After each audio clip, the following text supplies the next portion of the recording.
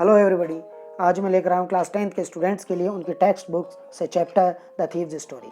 इस interesting story को पढ़ने से पहले डियर स्टूडेंट्स, आप इस चैनल को सब्सक्राइब कर लीजिए, बेल आइकॉन प्रेस कर लीजिए आगे के नोटिफिकेशन के लिए। द थीव्स स्टोरी जैसे कि नाम से ही नज़र आ रहा है, एक चोर की कहानी। ये कहानी हमें एक चोर के चोरी करने के तरीकों को नहीं बता रही है। ये कहानी हमें बता रही है कि कैसे एक चोर एक अच्छे सज्जन व्यक्ति के संपर्क में आके अपनी इस बुरी आदत को त्याग देता है। ये कहानी हमें संदेश दे रही है कि कैसे एक बुराई अच्छाई के संपर्क में आके दम तोड़ देती है। इस कहानी का प्रमुख किरदार हरि सिंह, एक 15 साल का लड़का। हरि सिंह उसका वास्तविक नाम नहीं है, वह एक चोर है और पुलिस से अपने आप को बचाने के लिए वह हर बार एक नया नाम रख लेता है। वह एक छोटा लड़का है, 15 साल का मासूम है, लेकिन चोरी के काम में इतना अनुभव हो गया है कि बहुत से लोगों के संपर्क में आए और लोगों को उनके नेचर से समझने लग गया है। अपने चेहरे पर हमेशा आकर्षक मुस्कुराहट रखने वाला ये लड़का लोगों को इसी मुस्कुराहट से अपने जाल में फंसा लेता है। वहीं इस कहानी का एक और किरदार अनिल, एक टॉल लीन यंग मैन, 25 साल का, एक सीधा साधा सज्जन व्यक्ति, काइंड हार्टेड, जो हरि सिंह की आकर्षक मुस्कुराहट के जाल में फंस जाता है और उसे अपना डोमेस्टिक सर्वेंट बना लेता है। अपने हेल्पफुल नेचर की वजह से वह जानने के बाद भी कि हरि सिंह उसके लिए कुछ नहीं कर सकता, खाना भी नहीं पका सकता, वह उसे अपने घर में रख लेता है। खाना बनाना ही नहीं सिखाता बल्कि पढ़ना लिखना भी सिखाता है और आंख बंद करके उस पर विश्वास करने लग जाता है। Now ready for the summary of the story.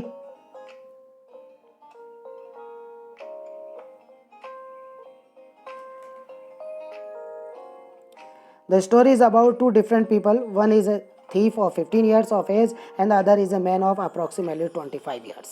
ये कहानी है दो लोगों की, जिसमें से एक 15 साल का लड़का है और एक 25 साल का नौजवान है। 25 साल का वो नौजवान, जिसे हमने अनिल के नाम से रिप्रेजेंट किया है, वो एक रेसलिंग मैच देख रहा है। और 15 साल का वह लड़का, जिसके बारे में हमने कहा कि वो चोर है, हरि सिंह, वह उसके पास आता है और ये समझता है कि अनिल उसके लिए सही व्यक्ति है। पतला दुबला सा वह व्यक्ति रेसलिंग का मैच देख रहा है, एक लापरवाह लग रहा है, आसानी से उसके जाल में फंसने वाला। उसके पास जाकर हरि सिंह बातचीत करना शुरू करता है। They both start talking and Anil asks the thief his name. दोनों बातचीत शुरू करते हैं। अनिल चोर से उसका नाम पूछता है। The thief introduces himself as Hari Singh. चोर अपने आप को हरि सिंह के नाम से इंट्रोड्यूस करवाता है। This is not his real name as he changes his name every month to escape his ex-employers or police. वह अपना वास्तविक नाम नहीं बताता है, हरि सिंह नाम से इंट्रोड्यूस करवाता है। इसी तरीके से हर बार वो नाम बदल बदल कर अपने आप को बचाता आया है पुलिस से और जिन लोगों को उसने ठगा है उनसे। Then they started talking about the wrestlers and Anil was leaving when Hari called him again and asked him if he could work for Anil. फिर दोनों बातचीत करते हैं, कभी रेसलर्स के बारे में, रेसलिंग के बारे में, और उसके बाद जब अनिल वहाँ से जाने लगता है तो हरि सिंह वापस उसे रोक कर कहता है कि वह उसे काम दे सकता है क्या। Anil said that he won't be able to pay him but could feed him if he knew how to cook. Anil ने उसे मना कर दिया, वह उसे काम नहीं दे सकता था, वह उसे पे नहीं कर सकता था, लेकिन उसने कहा हरि सिंह की रिक्वेस्ट पर कि अगर वह उसके लिए खाना पका देगा तो वह उसको काम दे देगा। हरि सिंह, जिसने कि अपने नाम में ही झूठ बोला था, उसने फिर से झूठ बोला कि उसे खाना पकाना आता था और उसकी आकर्षक मुस्कुराहट पे अनिल को विश्वास हो गया। वह उसे लेकर अपने घर चला गया। Anil took Hari to his room which was above a sweet shop. Anil Hari Singh को अपने घर पे ले गया, जो कि एक मिठाई की दुकान के ऊपर एक कमरा था। Hari cooked a meal which was really bad because Anil did not eat. उस दिन हरि सिंह ने जो खाना पकाया, उसको खाना पकाना आता ही कहाँ था। इतना खराब पकाया कि अनिल ने नहीं खाया बल्कि बाहर गली में कुत्तों को फेंक दिया और अनिल ने हरि सिंह को वहां से जाने का भी आदेश दे दिया। लेकिन हरि सिंह की आकर्षक मुस्कुराहट ने फिर से अनिल को फंसा लिया। उसके इस मासूम आकर्षक चेहरे की ओर देखकर अनिल के पास सिवाय हंसने के कुछ नहीं था। Anil agree to teach Hari how to cook write full sentence add numbers. अब अनिल ने हरि सिंह को अपने साथ ही रख लिया। वह उसे खाना पकाना सिखाया उसको पढ़ना लिखना भी सिखाया, सेंटेंस बनाना, ऐड करना, सब सिखाए। Anil was grateful as he knew that there would be no limit to robbing people once he learned how to read and write. Hari Singh Anil का आभारी था क्योंकि वो जानता था कि एक बार उसको पढ़ना लिखना आ गया ना तो लोगों को लूटना उसके लिए और आसान हो जाएगा। Now Hari Singh used to like working for Anil as he used to make him tea in the morning and then go out to buy the groceries for the day. Hari Singh को अनिल के लिए काम करना अच्छा लगने लगा।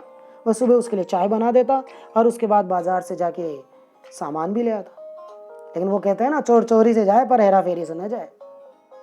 यहाँ वह अपनी इस आदत से बाज नहीं आया। बाजार से सामान लाते वक्त वह एक आध रुपए की हेरा फेरी कर बैठता। It seemed Anil knew that he used to steal but did not mind. ऐसा लगता था कि अनिल को इस बारे में पता था, लेकिन अनिल ने कभी भी बुरा नहीं माना। एक सीधा साधा व्यक्ति अनिल, जो ऐसे छोटी मोटी हेरा फेरी के बारे में परवाह भी नहीं करता था। He used to make money by irregular works. Irregular work से ही वह अपने जीवन चला रहा था। Sometime he used to borrow money and the other day when he had money he would be lending it to the other people. वह बस कभी किसी से पैसे उधार ले लेता और कभी उसका पैसा होता तो उधार दे भी देता था। बस इस उधार के लेन देन के साथ ही उसका जीवन चल रहा था। हालांकि बाय प्रोफेशन वो एक राइटर था, लेकिन रोज रोज उसकी किताबें नहीं बिकती, न पब्लिश होती, तो बस अपना जीवन वैसे गुजारता। Whenever he used to get money, he would go out with his friends to celebrate. जब कभी उसको पैसा मिल जाता तो वह अपने फ्रेंड्स के साथ सेलिब्रेट करने भी चला जाता। यानी थोड़ा सा लापरवाह व्यक्ति था। One day Anil came. एक दिन अनिल आया with a bundle of notes and told Hari that he had sold a book to publisher. एक दिन अनिल आकर हरि सिंह से कहता है कि उसने अपनी एक किताब एक पब्लिशर को बेच दी और उसको ये पैसे मिले हैं। At night he kept the money safely under the mattress of his bed. Hari realized that he had been working for Anil for more than a month and had not stolen anything apart from the 1 rupee that he kept every day from the grocery man. Hari Singh अच्छे से जानता था कि अपनी चोरी चकारी के वह काम को बहुत दिनों पहले ही छोड़ चुका था, या अर्थात यूं कहें कि बहुत समय से उसने चोरी की ही नहीं थी। सिवाय बाजार से सामान लेते हुए हेरा फेरी के उसने चोरी जैसा कोई काम ही नहीं किया था। Hari had many chances to steal as he had the key to the room as well. लेकिन हरि सिंह के पास हर समय अवसर था वहां अनिल के घर में लूटपाट करके भागने का, क्योंकि उसके पास चाबी थी। But he was surprised with the amount of trust Anil had on him. लेकिन जो विश्वास अनिल हरि सिंह पे करता था, हरि सिंह उस विश्वास से हमेशा आश्चर्यचकित रहता था। उसी विश्वास ने हरि सिंह को गलत कदम उठाने से रोक रखा था अब तक। This trust thing was preventing him from robbing Anil, as Hari thought that robbing a careless person like Anil didn't make much difference because he might not even notice that he had been robbed. इतना बड़ा विश्वास करने वाला व्यक्ति आज तक उसने अपने जीवन में नहीं देखा था। अनिल जो आंख बंद करके हरि सिंह पर विश्वास कर रहा था, ऊपर से वह एक लापरवाह व्यक्ति था। इसीलिए हरि सिंह अभी तक उसको लूट नहीं पा रहा था, क्योंकि अनिल जैसे लोगों को लूटना उसके रोबिंग के काम में मजा कम कर देता। वह जानता था कि धनी और लालची लोगों को लूटने में जो मजा आता है वो गरीब और अनिल जैसे लापरवाह लोगों को लूटने में नहीं आता। गरीब लोग तो बेचारे अफसोस करके फिर मेहनत करने लग जाते हैं, और कुछ लोग अनिल जैसे होते हैं जिनको कई बार पता ही नहीं चलता कि वो लुट गए। लेकिन आज समय कुछ और था। अपने आप को उसने समझा लिया हरि सिंह ने कि अगर आज मैंने ये पैसे नहीं लिए तो कल जाकर ये अपने मित्रों पर खर्च कर डालेगा, और कौन सा मेरे को ये पैसा देता है, पे करता है, सैलरी देता है, तो आज मौका है, आज मैं ये पैसे चुरा लेता हूँ। Then Hari woke up at night and quietly crawled to Anil's bed. जब रात हुई और अनिल गहरी नींद में हुआ तो हरि सिंह चुपचाप अपने बिस्तर से उठा और उसके बिस्तर के नीचे से वो नोटों का बंडल निकाल लिया और तुरंत वहां से निकल गया लखनऊ के लिए ट्रेन पकड़ने के लिए, रेलवे स्टेशन की ओर। रात को 10:30 बजे की ट्रेन पकड़ के वहां से चला जाएगा। When he reached the station, the train had slowly started moving from the platform. जब वो स्टेशन पहुंचा तो अभी ट्रेन धीरे धीरे ही आगे बढ़ रही थी प्लेटफॉर्म से। आसानी से वो ट्रेन में चढ़ सकता था। एक तो वो टिकट नहीं लेता था कभी, लेकिन आज बात टिकट की नहीं थी। आज बात थी कि हरि सिंह के साथ अभी अनिल के विश्वास की बात अभी हटी नहीं थी। अभी भी वह उस अनिल के अच्छे व्यवहार के बोझ तले दबा हुआ था। उसी के बारे में सोचे जा रहा था। वह जानता था कि जब उसको पता चलेगा कि वह लुट गया तो वह दुखी होगा, लेकिन इसलिए नहीं कि उसके पैसे गए, बल्कि इसलिए दुखी होगा क्योंकि उसका विश्वास गया। इन विचारों ने उसे रोक दिया, उसके कदमों को ट्रेन में चढ़ने से रोक दिया और वह नहीं चढ़ पाया उसमें। ट्रेन में चढ़ने के बजाय वह वहां से वापस लौट गया। स्टेशन आने से पहले उसने नोट गिन लिए थे, 600 रुपए थे 50-50 के उसके पास। अब ट्रेन के जाने के बाद वह प्लेटफॉर्म पे अकेला था। हालांकि अभी तक तो वो ये सोच रहा था कि इतना पैसा था कि 2-3 सप्ताह तक तो ऐसे ही समय पास हो जाएगा। But after the train had left, Hari was all alone at the train station. लेकिन जैसा कि अभी ट्रेन के जाने के बाद वो अकेला था, तो वह बस उन्हीं ख्यालों में डूबा हुआ कि अब क्या करें। अकेला रह गया। रात को वो बाहर आ गया। The only person he knew was Anil and he had looted him as well. बाहर अगर किसी व्यक्ति को वो जानता था तो वो अनिल ही था, जिसको वो अभी अभी लूट के आया था। और कैसे जाए उसके पास? और कोई दोस्त थे नहीं, वो बनाता नहीं था, क्योंकि दोस्त उसके लिए मुसीबत बन सकते थे। सो बाहर एक पार्क में आकर वह बैठ गया। फिर एक क्लॉक टावर के नीचे जाके बैठ गया, क्योंकि धीरे धीरे बरसात शुरू हो गई थी। उसने नोट अपने पजामे में लपेट के रख रखे थे। इस दौरान नोट गीले हो गए, खुद पूरा गीला हो गया। उसे एहसास हुआ अपनी गलती का, कि जो मैं अनिल के पास सीख रहा था वो कहीं अधिक था मेरे इस चोरी के काम से।